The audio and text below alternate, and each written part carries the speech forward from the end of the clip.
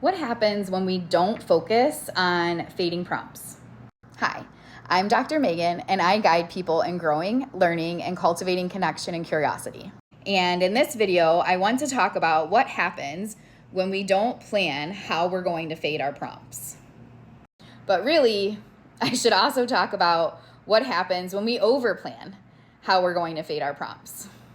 I already touched on this with the rigid prompting video, but I often see very rigid plans where there might be a most to least hierarchy of the most intrusive prompt is going to be used, and then after a certain number of trials, you use less of a prompt and then less of a prompt until you get to independence. So there is a plan for fading prompts, but it's arbitrary. It's just based on these are the steps we follow. We do 2 trials with a full prompt, and then we do 2 trials with a partial prompt, and then et cetera, et cetera.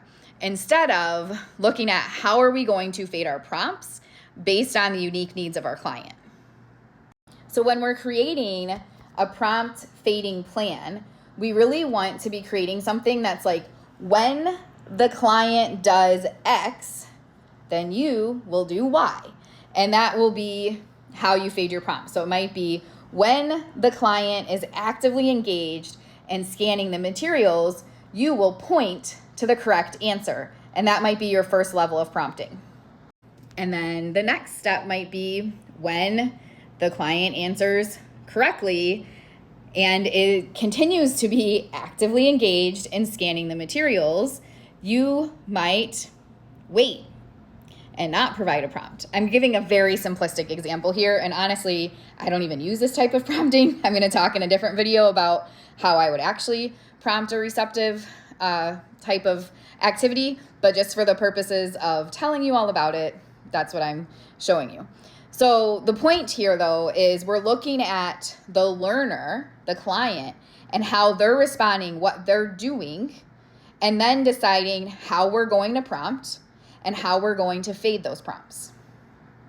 If we just arbitrarily create a plan or don't have any plan at all, we risk a whole lot of issues happening. And I already talked about prompt dependence.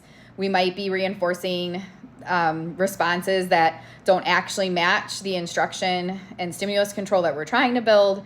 And we may be reinforcing things like not attending, not being actively engaged, and a whole slew of other issues that client by client, I could, if I was observing you, I could give you feedback on.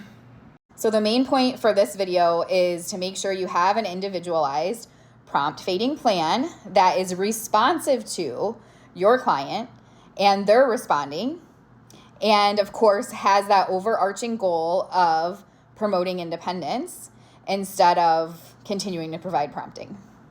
If you like this conversation about prompting, in the future videos that I will be doing, I'm going to talk about some other prompting strategies that should be effective that many people might not be aware of. Oh, I also forgot to mention, there's actually not a ton of research on prompt fading. So, shocker, just like many of the things in our field, there's not a ton of research. If you look at, if you do a Google Scholar search on fading prompts, you're not going to find a whole lot, which is even more reason why we need to make sure that we're individualizing for our clients and being responsive to their unique needs when we're creating our prompting strategies and how we're fading our prompts. So back to what I was saying before, if this conversation is of interest to you and you want to continue learning some unique things about prompting, feel free to give me a follow.